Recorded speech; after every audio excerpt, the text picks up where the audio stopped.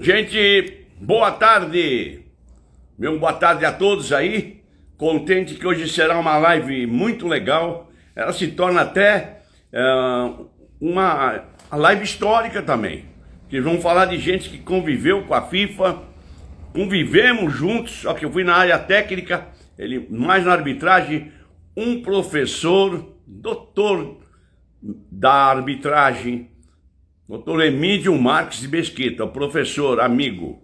Então eu vou chamar ele de Emídio, ele sabe que eu sou chegado na amizade com ele, o Beto.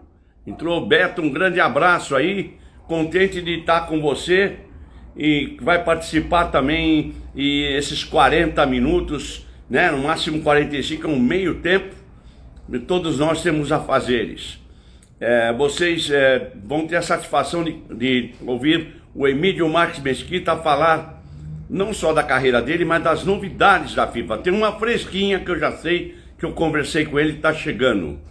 Tá bom? Vocês sabem que o futebol é o business, é o negócio, faz crescer, e a nossa amizade aí, há muitos anos nessas lives, são sensacionais. Beto, boa tarde, contente de falar com você. Hoje já estive lá no clube dando uma treinada. Um abraço, Gilei, um abraço aí, Gilei, grande diretor de futebol aqui em Botucatu, companheiro aqui quando eu estava aqui no INCA, e dá um abraço no Jefinho, que eu combinei com ele de fazer futuramente uma live, será uma satisfação enorme. E antes de falar isso aí, eu queria falar que eu estou com o meu livro à venda na livraria Papiros aqui em Botucatu, e também na livraria Martins Fontes, lá na Avenida Paulista. Esse livro saiu desse livro aqui que o Pelé fez a capa na primeira etapa, depois fizemos uma com a outra comigo, para não ir longe. Esse livro tem 100 páginas, é colorido, tem parte técnica, tática, tem a ideia de como pode se trabalhar com futebol. Eu fiz quando eu fui para os Estados Unidos dar curso para universidades em 76, 77, e eram umas anotações que o irmão do Pelé me convenceu, e também a motivação do Cláudio Coutinho. Numa reunião ele falou, os americanos ficaram contentes com o seu trabalho, isso me deixa orgulhoso, eu acabei indo em frente. Estela Abrão, abraço aí, o Frederico Batalha, amigão, estamos aguardando, Frederico. E hoje, por falar com um grande homem da arbitragem, Emídio Marques Mesquita, estamos vendo diversos assuntos, recebi perguntas também. E recebeu também algumas palavras de homenagem ou perguntas, o Emídio. Será sensacional com colegas nossos do futebol. Tive a sorte de trabalhar com o Emídio no tempo que eu iniciei minha carreira como professor de educação física, estudando, e eu queria me envolver com o futebol. Eu trabalhava com o professor Teixeira, que foi treinador do Corinthians, na Arábia, trabalhamos juntos, montamos a academia de futebol, e o Emídio era o chefe do Departamento de Árbitros da Federação Paulista de Futebol. Tive a honra de ser convidado por ele para trabalhar como comissionário em algumas partidas. E é uma experiência sensacional. A vocês que querem se envolver no futebol, tem que estar ali, né? O Maomé vai à montanha, a montanha vai a Maomé. Emerson, um grande abraço, tudo bem, Emerson? Espero que esteja tudo bem. E você lá com o pessoal no Pacaembu, fazendo no museu aqueles programas interessantes lá. Eu queria também aproveitar para dizer para vocês que essa live é só de terça-feira às 4 da tarde. Ela depois, claro, vai para o Instagram, mas ela é moldada depois para ir para o YouTube. Vai para o YouTube, quem quer ver, tá? Tem alguns trabalhos meus lá muito interessantes também, que vocês podem dar uma olhada. Você vê a luta, né? Os filmes, às vezes tem filme que não é um filme super moderno, nem é romance, é futebol. Emerson Senou, tal, Almir Santré, Intervisan. Almir, um abraço, grande professor, trabalhou no Corinthians também. E eu gostaria de iniciar falando de algumas coisas. Sobre o caso nós vamos falar sobre o caso do Vini Júnior, né? Existe eu trabalhei muitos anos no exterior, com futebol, vinha no Brasil, trabalhava no Brasil, e por esse mundo, América Central, Caribe, essas coisas, África, Ásia, Oceania também eu tive, dando treinamento para a seleção tem aquele lado da discriminação. Isso é uma live que merece ser feita e é longa, ela é interessante. Mas existe essa por tabela, né? Eu achei que não foram legal com o Vini Júnior, né? E é um prêmio que é famoso. Hoje o Cristiano Ronaldo deu uma declaração que eu acompanhei. Ele não concorda e falou que assim perde ponto. Vou falar na minha linguagem, perde ponto o France Football, né? O futebol da França aí perde ponto. Quer dizer, não dá para botar uma fé. Isso não é legal que eles fizeram, né? Eu achava que era o caso do Vini Júnior e está encerrado. Temos agora a bola da FIFA, que é o prêmio melhor do mundo. Esse eu participei de alguns votando como diretor técnico da Confederação CONCACAF, que tem 40 países, e eu votava pela CONCACAF e como instrutor da FIFA também. E era interessante, que eu me lembro que eu votei Messi, Cristiano Ronaldo, nossa, tanto Kaká, Neymar, né, o grande Neymar. Nós estamos com esperança que o Neymar volte para a seleção. Nossa seleção está crescendo, pouco a pouco, precisa melhorar, claro, muito para uma Copa do Mundo. E por isso, vocês vão ver, que, conversando aqui com o Emílio, muitos jogos na Copa do Mundo. Já está bem preparada mesmo. Celso, um abraço, Celso. Fala de onde você é. Legal, você entrou aí. E aqui, essas lives eu faço há 4 anos. Eu estou aguardando o Emílio entrar. Eu pedi para o pessoal aqui de fora mandar uma mensagem para o Emílio para entrar no Instagram. Pode ter esquecido. Ele pode ter esquecido e entrar no Instagram.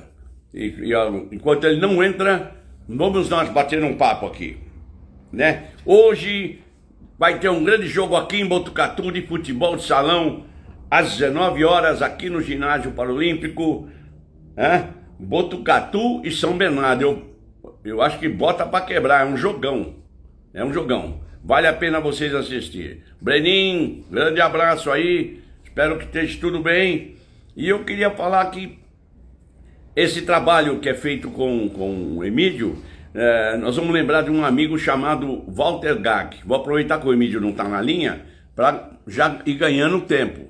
E em 1989 eu visitei a FIFA, a convite de um amigo de Botucatu chamado José Bonetti. Era capitão do Exército e era diretor da CBD, diretor da FIFA, instrutor, me ajudou na minha carreira, né? Pois eu segui para a carreira ali para a FIFA, fazendo uns trabalhos nesses 20 anos de programas com seleções, mas eu ia dar cursos, montava trabalho e também trabalhava com seleções. E ele me deu, o Walter Gag falou comigo há poucos dias, ele me deu esse livro, que é As Academias de Futebol, que são muito importantes, fala da parte técnica, tática, a parte mental e a parte de formação do jovem, que deve começar com jogos que são educativos, mas os jogos que eu aplico muito, que é o jogo de deixar jogar, ver a alegria do futebol, mas ao mesmo tempo haver as correções. O Luiz Nascimento, grande Luiz da Portuguesa de Esportes, vamos lembrar e também dar os sentimentos de nossa família do Prisco, que foi embora, que era presidente da Associação de Futebol Paulista. Não sei se é exato esse o nome, mas ele era presidente. Eu tive com ele quando nós fomos se despedir do Ivair, um príncipe. Gilei, grande professor, falou: grande Gilei, estamos na batalha. Já estamos lá pregando o pau nessa molecada e depois vamos lá ver o jogo do futebol de salão. Então, 19 horas, futebol de salão no pré-olímpico de Botucatu. Eu mando um abraço pro grande pessoal que gosta do futebol de salão de Botucatu. É sempre montado legal e é interessante ver as partidas. E eu tenho orgulho do futebol de salão, porque eu comecei no futebol de salão. Eu vim aqui contar a história minha, mas enquanto o Emílio não entra, eu pedia para chamarem ele aí para mim, por favor. Eu estou aguardando chamarem o Emílio, né, professor Emílio. Eu comecei no Palmeiras, futebol de salão, depois fui pro Nacional, depois rodei. né? Joguei na escola, essas coisas aí na rua, como vocês queiram. E o futebol de salão sempre é motivante. E quando eu fui trabalhar dando programas para a CONCACAF, para a FIFA, para a Federação, para esses grupos, era importante trabalhar o futebol de salão. Então, quando eu fui para o Catar, Januário D'Alessio, que era o primeiro presidente da Federação Paulista de Futebol de Salão, me deu... Foi depois meu vice-presidente do Palmeiras, quando eu trabalhei com os aspirantes, com o profissional. Eu era auxiliar do Jair Pereira, e ele sempre foi amigo, conheci o Januário, né? Trabalhava na Sul América, era diretor da Sul América Seguros, essas coisas. Era uma pessoa muito legal, bem de vida e amigo. Ele me deu uns livros e bola de futebol de salão, levei para o Catar. Só que lá não tinha quadra de futebol de salão, mas tinha na escola a quadra de basquete. Eu levei a bola para uma escola, me lembro. Eu usei a bola no meu treinamento de futebol de campo, que o trabalho com a bola pequena também ajuda às vezes, e motivar os garotos lá no Catar, que aquele calor, treinar lá não era mole, e você tinha que trazer uma coisa diferente e fazer um trabalho com uma pequena carga. Naquela época a bola de futebol de salão pesava um pouquinho mais, né?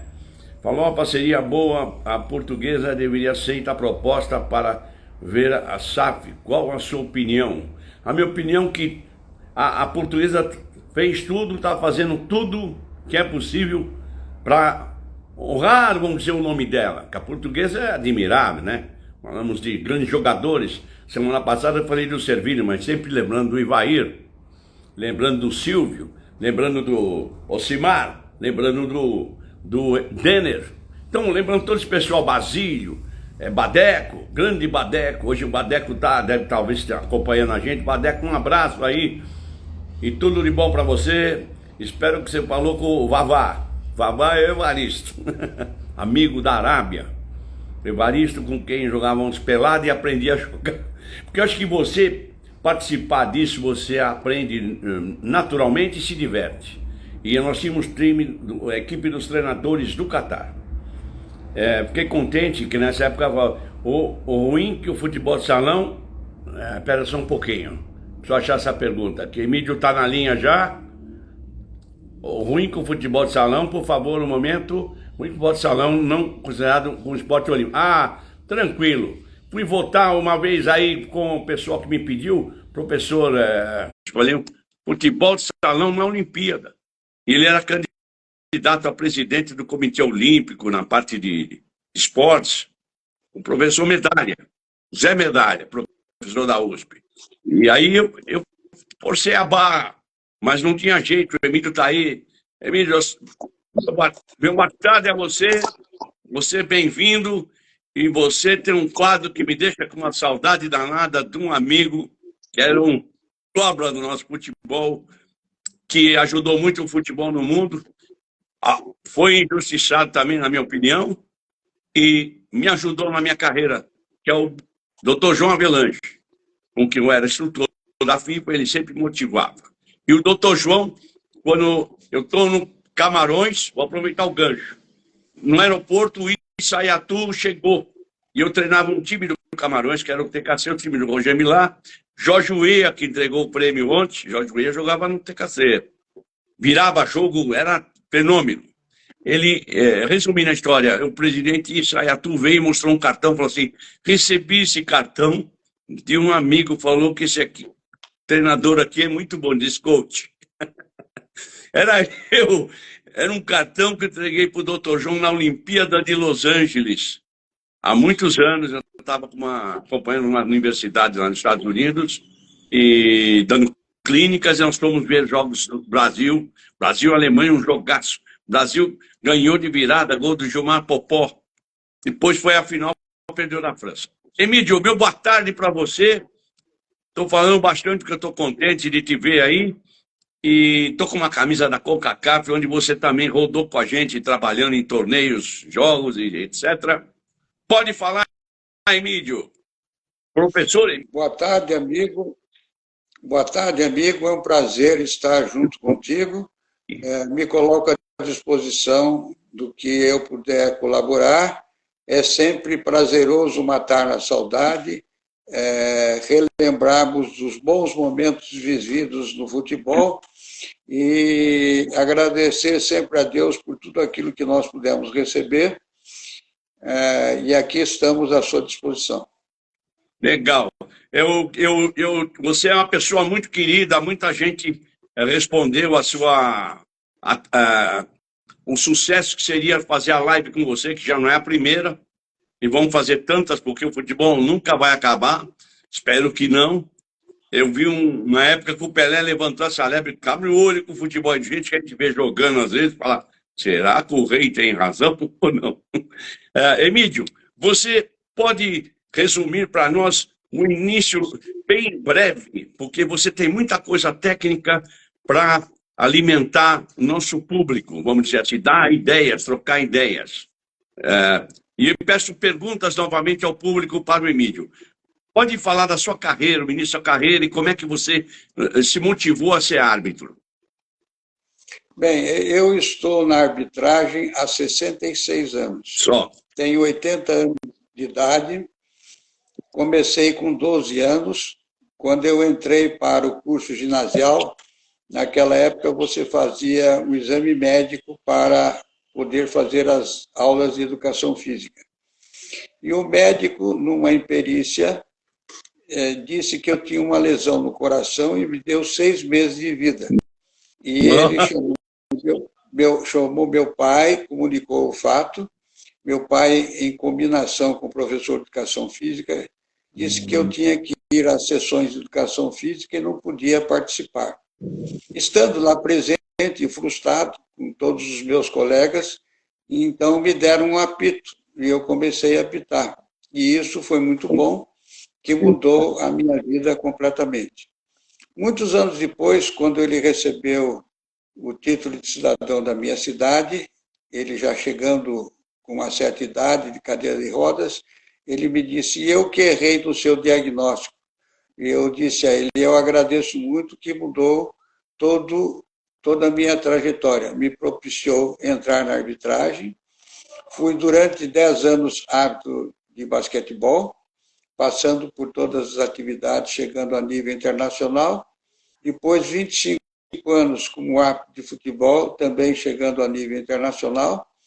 E depois me transformando em dirigente da arbitragem, instrutor, sempre dedicado a esse segmento, fazendo parte das diferentes entidades em que eu tive o privilégio de estar presente. Esse é um resumo bem genérico de tudo aquilo que nos trouxe aqui e estou à disposição. Então, Emídio, você não tinha ainda entrado, eu falei da oportunidade que você me deu na Federação Paulista de Futebol. Eu trabalhava com o professor Teixeira na preparação dos árbitros, era Busquila, era tanta gente famosa ali, o Edmundo, o Fiore, essa turma aí. E essa oportunidade que você me deu foi uma experiência sensacional.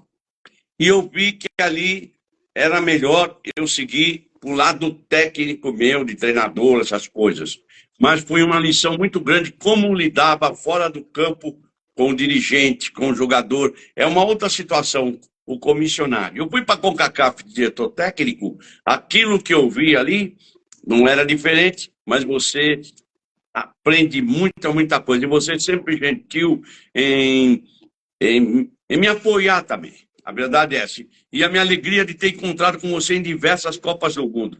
Quantas Copas do Mundo tem o Emídio Marques de Mesquita?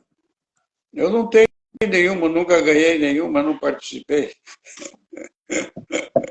Então você vai ganhar a bola de ouro.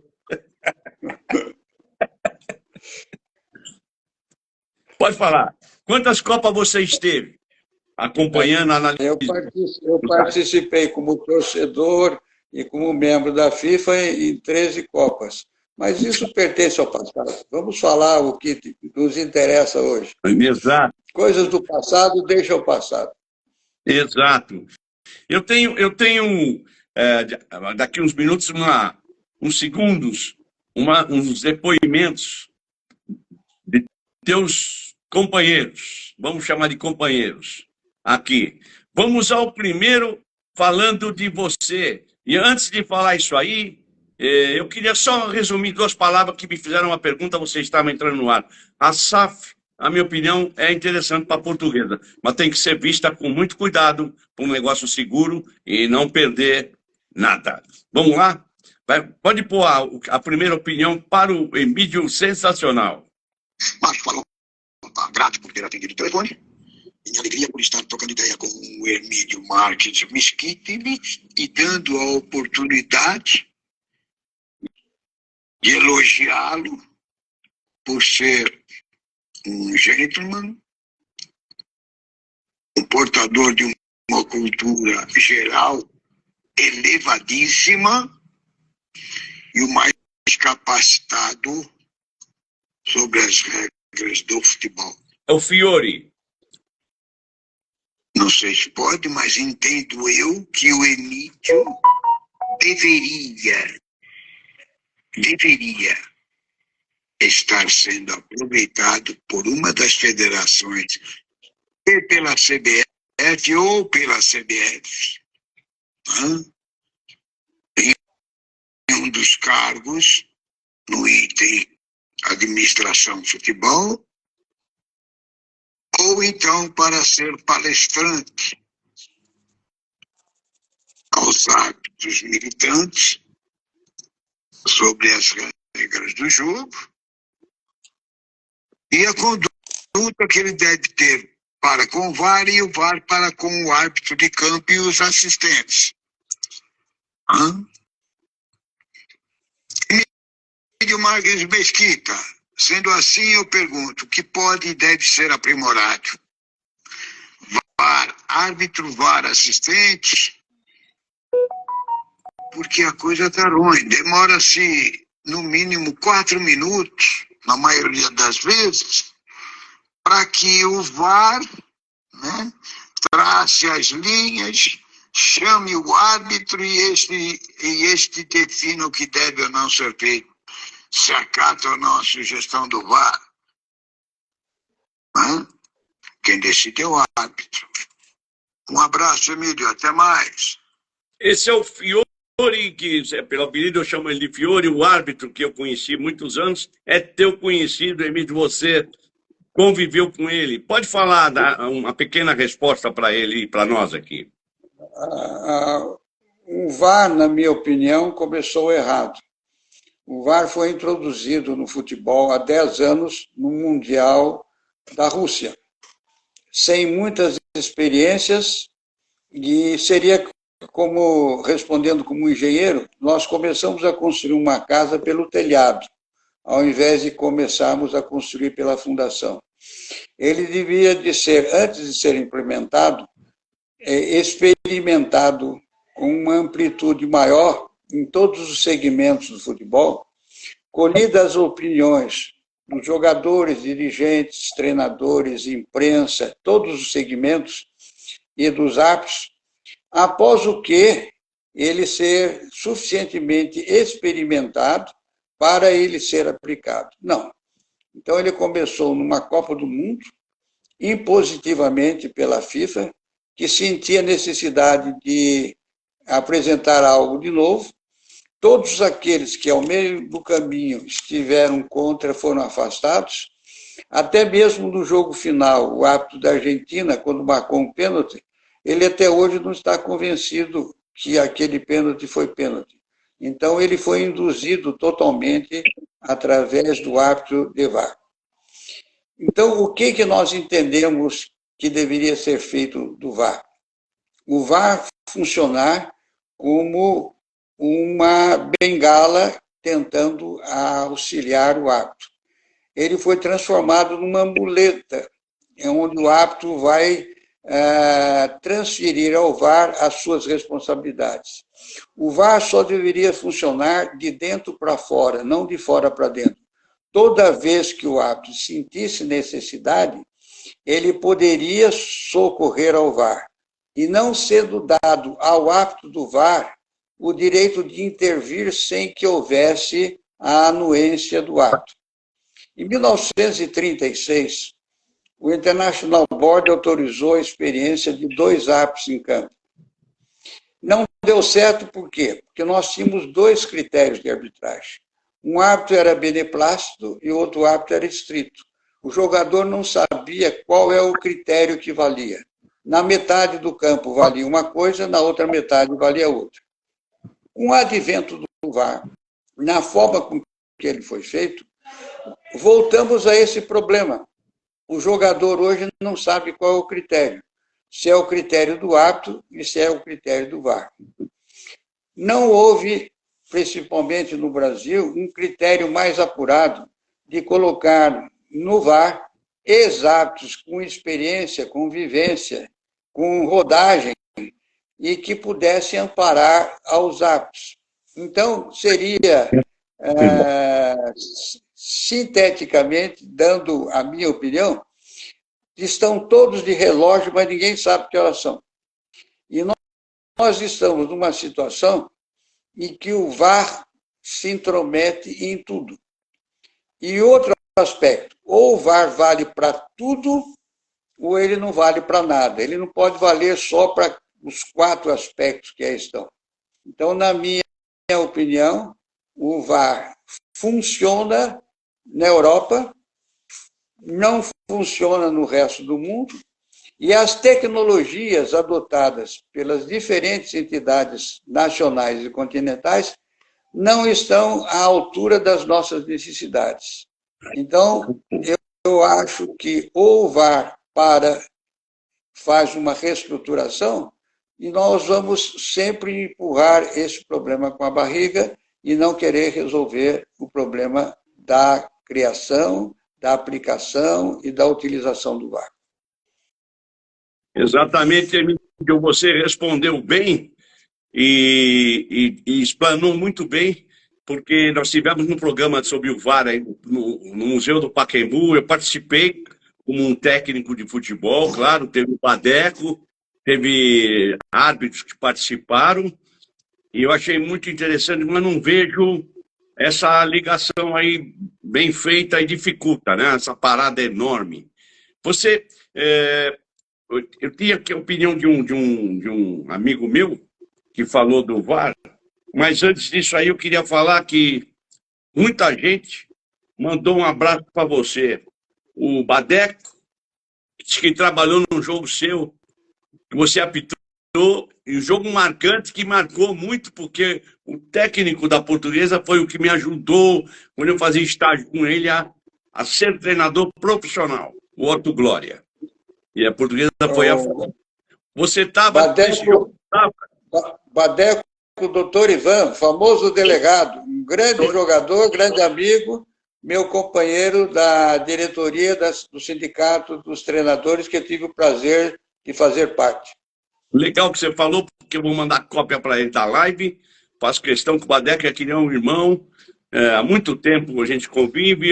Eu não tinha uma amizade assim, ele treinava, oi, bom dia, boa tarde, depois ficou uma amizade e convivendo na nossa área de pesquisar cursos, programas. O Badeco ia muito ver. Badeco era um capitão, boa cabeça. Seguiu bem o mestre dele, foi meu mestre também, o Otto Glória.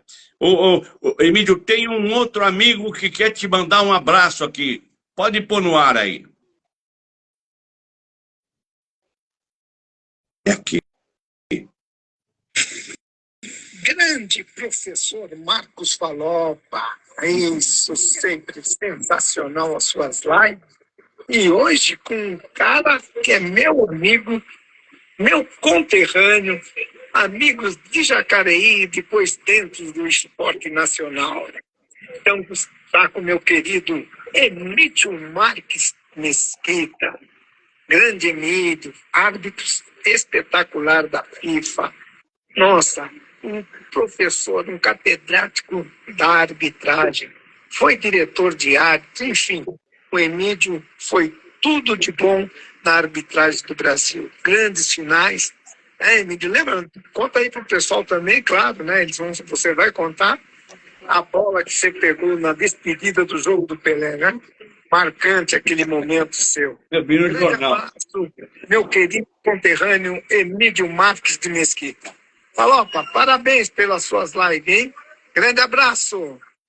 Olha, o Edmundo Lima Filho, um abraço para você. mas o Emílio que vai falar com você aí, responder. Pode falar, Emílio. O Edmundinho é meu conterrâneo de Jacareí, foi um dos árbitros que teve grande atuação no Campeonato Paulista, no Campeonato Brasileiro, e a história da bola está retratada nessa foto aqui. Levanta, pode levantar um pouco, levanta um pouco. Aí, Que um jogo... aí, bom. Olha lá, você com o rei, com a bola na mão. Inclusive, eu vi para pesquisar também mais perguntas a você. Eu acho sensacional. Foi o jogo de despedida do Pelé, em que o Pelé encerrou a carreira com a camisa do Santos. Eu tive o privilégio de participar dessa partida, e na hora que ele ajoelhou, que começou a se despedir para o mundo, eu tinha no meu bolso um bico, eu a inflei, dei a bola ao representante do jogo, e essa bola veio para a minha coleção, e foi realmente um troféu deste jogo inesquecível que eu tive a honra de participar. Muito interessante, Emílio, é emocionante. O Edmundo é companheiro, inauguramos a Escola de Futebol da Aclimação, sempre com esse espírito alegre e motivando aos que trabalham com ele, os que conhecem. Edmundo, um abraço ao seu filho. E aqui também um abraço e agradecer ao Fiore, que foi muito gentil, esse árbitro, que é um amigo. Eu me emocionei um dia numa entrega de prêmio. Ele se emocionou, rapaz, e me vê lá. Eu fiquei até desapontado. Fiore, um abraço no teu coração. Quero você como meu tio. Emílio, aqui tem mais perguntas, porque essa dúvida do VAR também ficou. Você tem alguma novidade, que eu sei que você tem uma bomba aí, não vou dizer uma bomba de notícia, mas é sensacional, que é do maior órgão de futebol do mundo, que é a FIFA. Você pode falar que nós vimos hoje e tal? Vamos falar que existe sempre alguém querendo inventar alguma coisa no futebol, principalmente com relação às regras do jogo. E as regras do jogo são propriedade de uma entidade que vem anterior à FIFA. Essa entidade tem 138 anos de idade. A FIFA só veio fazer parte dessa entidade em 1913. A FIFA foi criada em 1908 e 1913. Então, ela é a proprietária da regra do jogo. E todo mundo quer dar palpite, e todo mundo quer mudar as regras do jogo. Mas as regras do jogo foram feitas com sapiência, porque tudo no futebol tem um porquê. No instante que você descobre o porquê, você fica entendendo por que aquilo está ali. Então, por exemplo, tudo que for no aspecto tático e técnico está na regra do jogo. Tudo que for a parte administrativa não está na regra do jogo. Na regra do jogo não diz que a camiseta do jogador tem que ter número. Na regra do jogo não diz que o campo de jogo tem que ter grama. Na regra do jogo não diz uma porção de coisas, que quem ganha uma partida ganha 3 pontos, quem empata a partida ganha 2 pontos. Tudo isso está no regulamento da competição. Então, a parte administrativa do futebol está no regulamento da competição. E toda a parte disciplinar está nos códigos esportivos. E as pessoas que gostam de futebol misturam tudo isso, criam um universo comum. Não separam o que é aspecto técnico e tático, o que é aspecto administrativo e o que é aspecto disciplinar. Então, diariamente chegam sugestões do mundo todo para que se mude o futebol. E, ultimamente, tem chegado ideias das mais absurdas. Eu selecionei aqui 7 pontos como novidade do que o mundo quer que seja mudado. Por exemplo, a primeira é que o jogo seja cronometrado como é no basquetebol. Acabe com essa situação de que acrescenta o tempo perdido, que é uma situação, existe, não é cumprido e me engana, passaria o jogo a ser jogado em 2 períodos cronometrados de bola jogada, de 40 minutos, um intervalo de 15 minutos. Essa é uma proposta que está sendo estudada. Interessante. A outra seria de limitar o número de faltas pessoais. Toda vez que o jogador cometesse 5 faltas pessoais, a equipe seria punida com falta sem cobranças de barreira. Não teria a barreira a partir da 5ª falta. Emílio, só te interromper. O que é a falta pessoal? Porque tem alguns novos ouvintes, alguns que são professores, alguns que não entendem. A falta pessoal no futebol é todo contato entre jogador com jogador. Jogador com jogador, falta. Jogador contra a regra, infração. O contato jogador com jogador tem um escalonamento de periculosidade. Se ele é o mais violento possível, implica em expulsão. Se ele é uma situação mais branda, implica em advertência. Se ele é um contato normal, não acontece nada. Então, esse escalonamento ocorre nas faltas. Então, o critério seria somente para as faltas, não para as infrações. O jogador errou um arremesso lateral, é infração. O jogador cometeu um jogo perigoso, não é falta, é uma infração da regra. Limitar o número de substituições. Ilimitar o número de substituições. Livre. Como no voleibol e como no basquetebol. O jogador pode jogar, pode sair, vai para o banco, pode voltar para o campo, quantas vezes, taticamente, o treinador desejar.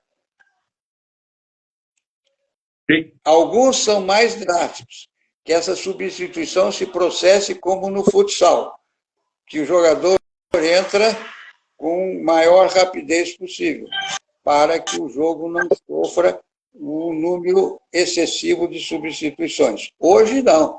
Temos um ritual. O jogador só pode entrar depois do que o que está lá dentro sair, para caracterizar as duas situações, o que é jogador substituto e o que é jogador substituído. Para impedir que nós tenhamos 12 jogadores dentro de campo, o que está fora só pode entrar depois que aquele que está dentro sair. Então, isto atrasa muito o reinício de jogo. Seria uma outra proposta. Uma mais drástica ainda, diminuir o número de jogadores. Em vez de 11 contra 11, nós temos 10 contra 10. Então, entende-se que quando a equipe fica reduzida a menos um jogador, naquele espaço de jogo, existe uma maior facilidade da movimentação de bola. É uma outra sugestão que está em pauta.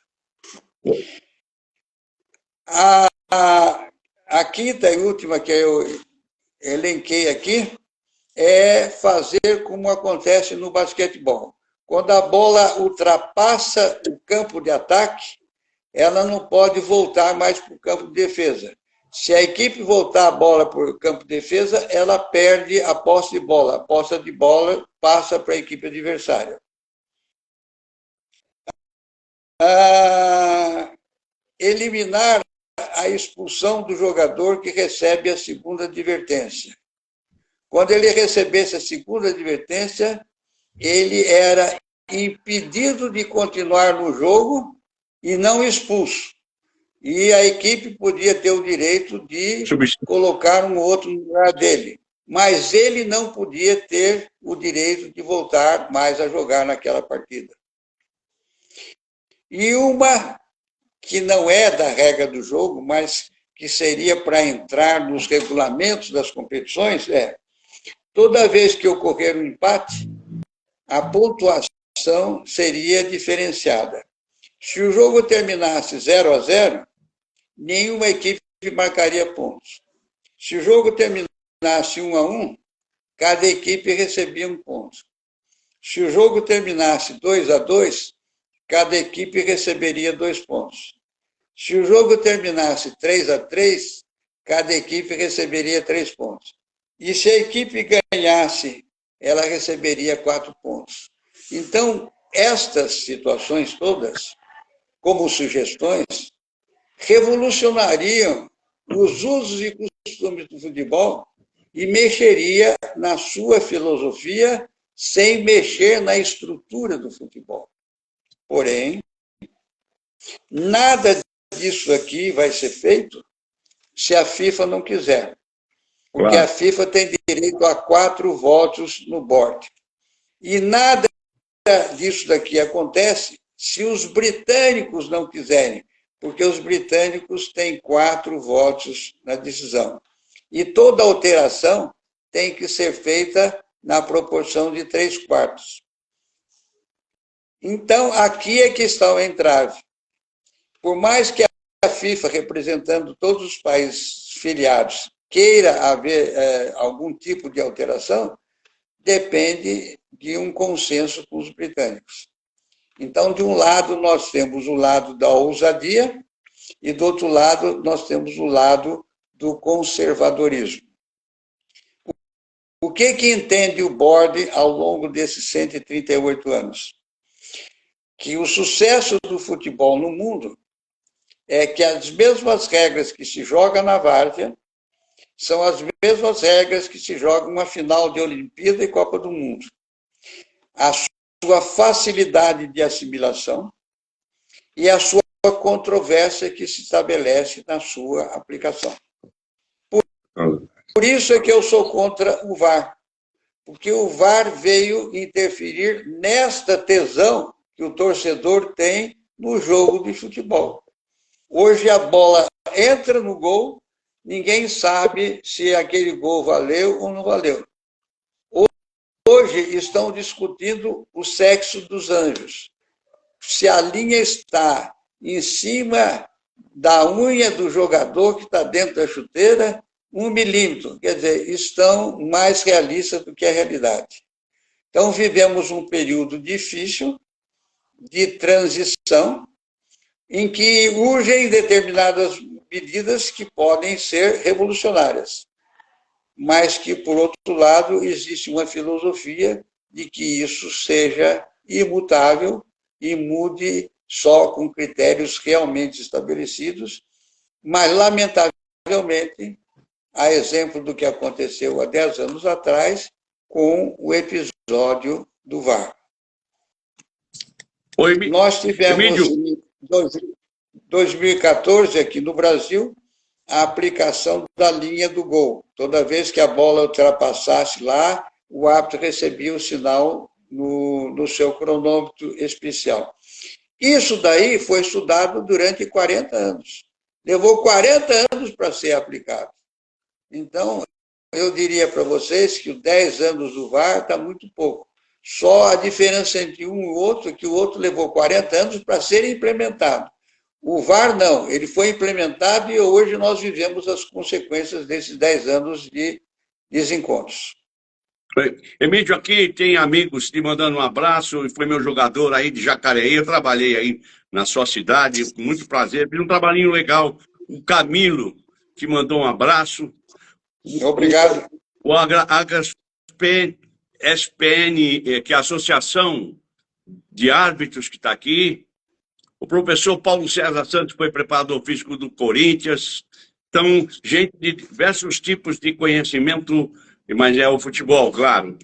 Você acha que aquela ideia de um futebol tem certas situações que não deve ser modificada? Eu já participei de reuniões na UEFA que treinadores falaram coisas que não combinavam com o futebol. Participei de reuniões na CONCACAF lá, que tinha um nigeriano treinando Trinidad, que queria inventar dentro da área, podia pegar a bola com a mão também. O negócio assim, eu achei bárbaro isso aí. Falei, nossa, não faça isso, pelo amor de Deus.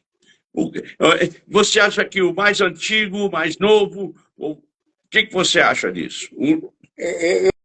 Eu defino a regra antes e depois do recuo de bola para o goleiro.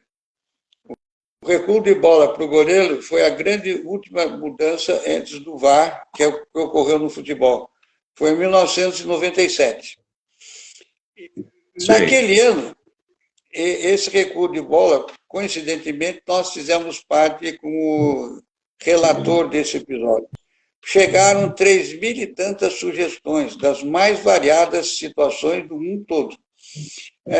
Tem coisas que você nem imagina que eles propõem.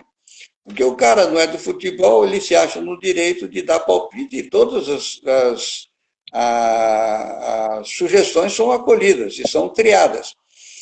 Então, eu acho que tem que haver um critério.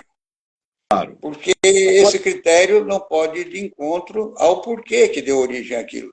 Então, 99% das pessoas que querem mudar não têm a mínima percepção de qual é a filosofia do jogo de futebol e muito menos qual é a filosofia das regras do futebol. A filosofia das regras está baseada em 3 princípios. O primeiro princípio é da igualdade. O que vale para a tua equipe vale para a minha. Tudo que gera esse desequilíbrio ou é falta ou é infração. Se for jogador com jogador, é falta. Se for jogador contra a regra, é infração. Segundo princípio é a segurança. A mesma segurança que eu quero que o meu adversário tenha para comigo é a mesma que eu tenho que dar a ele, para que o futebol seja salutar na sua prática. Por isso que se estabelece o critério das faltas. A falta mais branda, a falta mais forte, a falta desproporcional, aquela que colocar em risco a integridade física dos jogadores. E terceiro princípio é o prazer. Todos os envolvidos no futebol têm que ter prazer de estar ali. O treinador tem que ter o prazer de ser treinador, o árbitro tem que ter o prazer de ser árbitro, o jogador tem que ter o prazer de ser jogador, o dirigente tem que ter o prazer de ser dirigente, o gandula, todos os envolvidos no futebol têm prazer. Mas antes desses princípios, antes da regra, vem os 10 mandamentos. Os 10 mandamentos é o espírito que o futebol foi norteado. Se o futebol não mantiver esse espírito, ele está totalmente fora. Ele está totalmente errado. E as pessoas não têm a mínima ideia disso. A FIFA divulgou isso com grande alarde quando ela inventou o famoso troféu Fair Play, para estimular a disciplina nos estádios.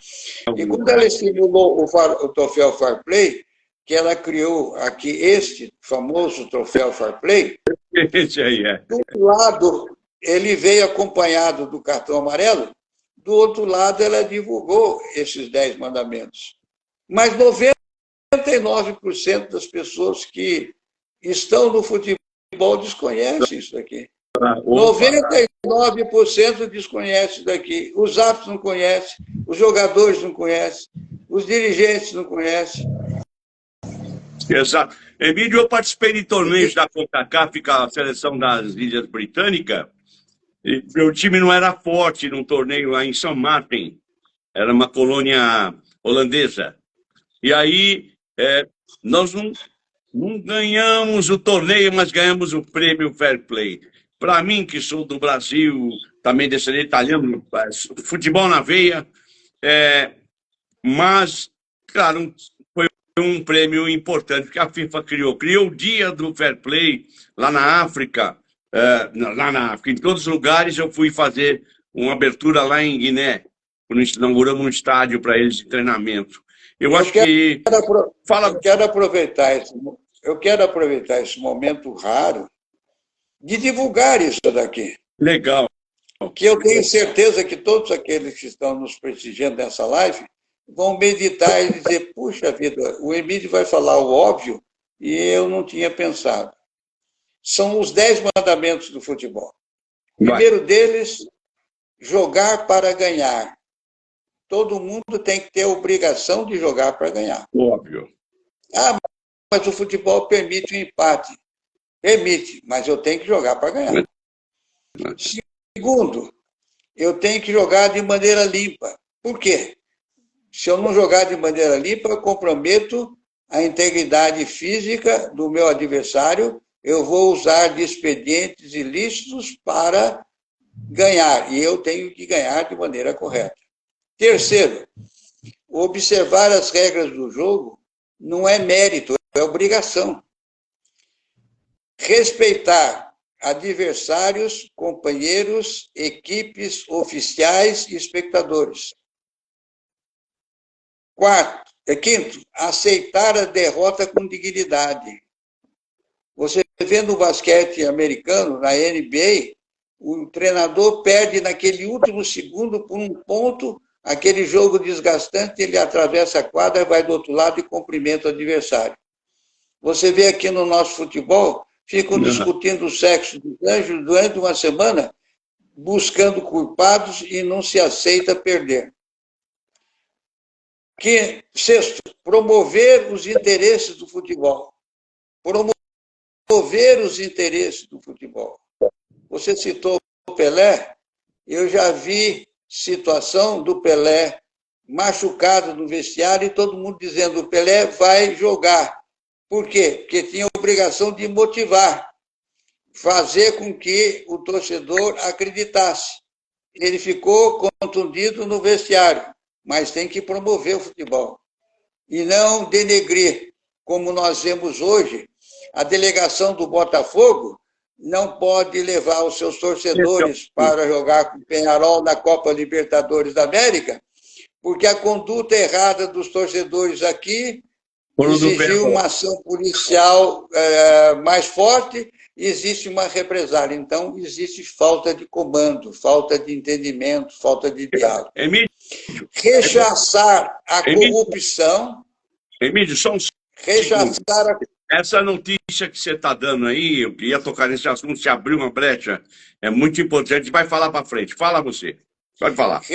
Rechaçar a corrupção, as drogas, o racismo, a violência e outras coisas que representem ameaça à estrutura do desporto, do futebol. Tudo isso ameaça a estrutura. Se eu não posso ir na casa do adversário, o adversário não pode vir na minha casa, alguma coisa está errada. Se a polícia de lá dá garantia, a polícia aqui não dá garantia, nós vamos ter um caos como tivemos na Europa, como tivemos com os Gulans na Inglaterra, em que eles apagaram tudo, foram suspensos não sei quanto tempo, até que aprenderam a viver em sociedade. Ajudar os outros a resistir às provocações de corrupção. Há pouco tempo eu vi no Congresso Brasileiro um cidadão que não se sabe de onde é que ele está fugido, refugiado em Portugal, jogar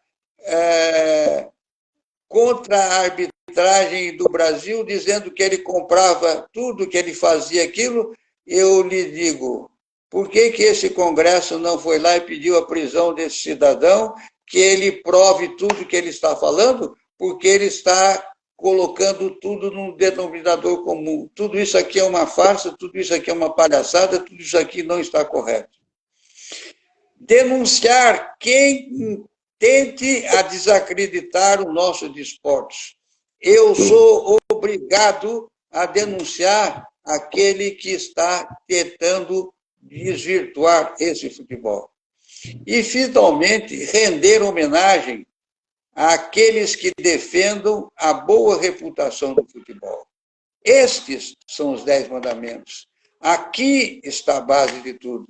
Isso vem antes das regras, vem antes das equipes, vem antes dos jogadores. Isso daqui é uma norma de conduta.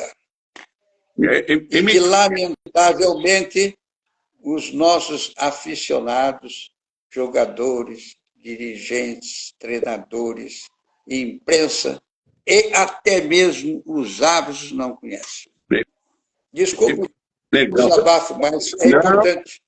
A live está sensacional, ela está marcando muito. Até eu estou assimilando algumas coisas, tem que assimilar, é importante, e lembrando também. Emílio, você falou que gestão que saiu esse cartão? Quando era presidente da FIFA, um brasileiro chamado João Avelange, que chegou lá desacreditado em 1974, pegou a FIFA com uma sede comprada com o dinheiro da Copa do Mundo de 1950 do Brasil, que era um casarão em que morava no seu andar superior o seu secretário-geral, a sua mulher e o cachorro, e embaixo tinha uma sala de jantar que era para reuniões, e 2 gabinetes e mais nada de instrução. Levou esse futebol a todos os continentes, internacionalizou a FIFA, que não era internacionalizada, criou o Campeonato Mundial Juvenil, criou o Campeonato Feminino, tirou o futebol de foco na Olimpíada para que o futebol olímpico tivesse um valor menor do que o futebol da FIFA, atingiu todos os países através do projeto FIFA Coca-Cola Adidas, levando desde os fax, naquela época, até aquele grupo de instrutores que chegavam com os idiomas oficiais, ministrando instruções para os treinadores, para os técnicos, para os preparadores físicos, para os médicos, para a administração esportiva, para os árbitros, para todos os segmentos do futebol. E dessa massificação, o que fez? Fez a grandiosidade que o futebol é hoje. Então, só aquele ato visionário daquele brasileiro é que fez o futebol chegar na onde ele está hoje. E um pouco antes de falar com vocês, eu tive o prazer de mandar para o Falopa um contrato que o presidente da FIFA acabou de assinar hoje com uma empresa da Coreia sobre o patrocínio das transmissões do próximo Campeonato Mundial de Clubes e do Campeonato Mundial Feminino, que, por sinal, vai ser aqui no Brasil em 2027. Então, significa dizer que aquela entidade que ele herdou com $20, hoje ela tem muito dinheiro, ela tem um poder muito grande, e esse dinheiro arrecadado é que propicia a distribuição aos países participantes para que ele possa fazer todo o futebol ter a importância e a representatividade que tem hoje. Emílio, é louvável o futebol salão também entrar na Olimpíada, porque eu estou vendo o Batata aí, jogar futebol salão, que eu sei. Batata, um abraço. O que você fala? Quem trouxe o futebol de salão para o seio da FIFA foi o doutor Avelange, quando provocou a FIFUSA, antes que a FIFUSA atingisse uma proporção muito grande, ele se juntou e fez a FIFUSA vir para o futebol. O futebol e o futebol de areia está hoje na FIFA, e na próxima Olimpíada teremos o futsal, lá, se Deus quiser, com uma futura modalidade esportiva inicialmente experimental, dentro dos princípios da Carta Olímpica, mas que veio para ficar, porque hoje é uma realidade internacional. Haja visto o sucesso desse último campeonato mundial, que brilhantemente o Brasil conseguiu o título, que nos deu muito orgulho e muita satisfação de assistirmos e verificarmos que aquele é o verdadeiro futebol brasileiro, ainda que de salão, embora o nosso futebol esteja, no momento, vivendo uma fase muito difícil com a nossa atual principal seleção de futebol. Vamos torcer para o Dorival aí, que é o grande treinador, conseguir dar um jeito. Eu tenho grande esperança que o Vini Júnior com a injustiça que ele passou, deixar o garoto mordido e o Neymar com vontade, isso vai ajudar.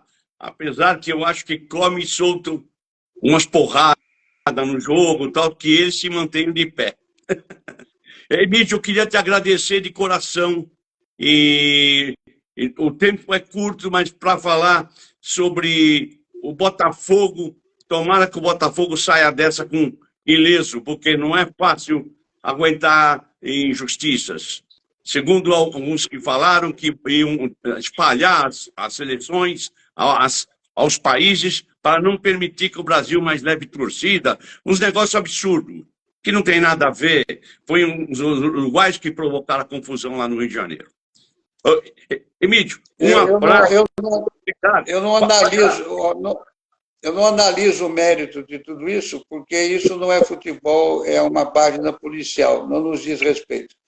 Eu é que agradeço a oportunidade da lembrança, dizer ao amigo que foi uma honra e um prazer estar aqui e poder pensar um pouquinho alto com vocês e poder manifestar aquilo que eu aprendi e que eu tenho obrigação de transmitir a todos os que me deram a honra da sua assistência nesse encontro de hoje.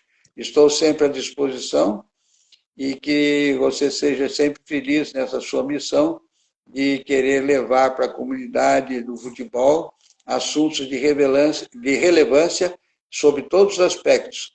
E esse nosso é um aspecto muito importante, mas muito pouco usual, porque as atenções são voltadas mais para outros aspectos. Exato. Muito obrigado. Obrigado a você, Emílio, de coração. Você deu uma verdadeira aula, deu um esclarecimento muito importante. Teve coisas aí que eu vivo no meio, sei da dificuldade às vezes, mas que a gente tem que cada vez mais procurar se aprimorar e trabalhar em cima do fair play. Eu agradeço você, eu vou mandar um abraço, você pode mandar daí um abraço ao Sérgio Martins, que certamente ele vai receber a nossa live lá. Pode falar, manda uma mensagem para o Sérgio Martins em Portugal.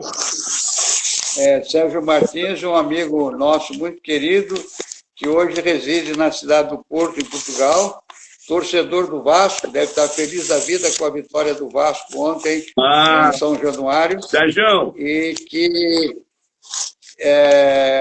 tivemos a oportunidade de estar sempre juntos e realmente, se ele tiver a oportunidade de ver esse vídeo, segue o nosso abraço de muito carinho, de muita atenção e de muito respeito. Muito obrigado. O vídeo não só vai para ele imediatamente hoje à noite, eu pretendo mandar, mas também vai receber no YouTube. No YouTube você vai ver daqui uns 4, 5 dias. Eu estou colocando a nossa entrevista, que é sensacional, merecia ser vista pelo nosso amigo. Você pode mandar um abraço para ele, que mandou um abraço para você, cumprimentou você, o Walter Gag. Por isso que eu mostrava muito esse livro. Eu ganhei do Walter em 1989, que o José Bonetti me levou à FIFA e eu lá comecei meu contato e minha ida à FIFA, posso dizer. Grande amigo também, Walter Gag, que nos transmitiu grandes ensinamentos e uma convivência muito agradável nas competições da FIFA, uma grande sabedoria e com uma grande simpatia pessoal, um respeito muito grande por ele e uma eterna saudade de tudo aquilo que também pudemos viver juntos nos mais diferentes pontos do universo. Ele foi meu professor, diretor, foi, nossa. Muito obrigado, Emílio. Você sai primeiro, vou marcar uma outra live com você daqui uns 2 meses, aí a gente combina qualquer coisa, se Deus quiser. Fica com Deus, um abraço com a tua família e viva Jacareí. Um abraço ao Tadeu Miracema, que escreve sobre futebol também. Eu sou oriundo de Jacareí, com o máximo prazer, minha terra, mas no momento eu estou já há 5 anos residindo em São José dos Campos. Estou falando de São José dos Campos, aqui no estado de São Paulo, mas a minha Jacareí está aqui do lado e no meu coração. Mais uma vez, obrigado. A próxima live, vamos falar daquela camisa que você tem do primeiro jogo lá na Inglaterra, que eu acho que é muito importante. Apitado. Tchau. Tchau. O Emílio sai, eu estou mandando imediatamente para ele a live e agradecendo a você. Emocionado de ver aquele quadro que eu conheci, também um quadro igual, ou é o mesmo, Dr. João Avelanche. Nossa, estimo muito. Um abraço ao José Bonetti, se estiver vendo a gente. Um abraço ao Tadeu Miracema, que eu admiro, que faz trabalho. E o Emílio sai primeiro, eu saio em seguida e vamos trabalhar. Vamos lá para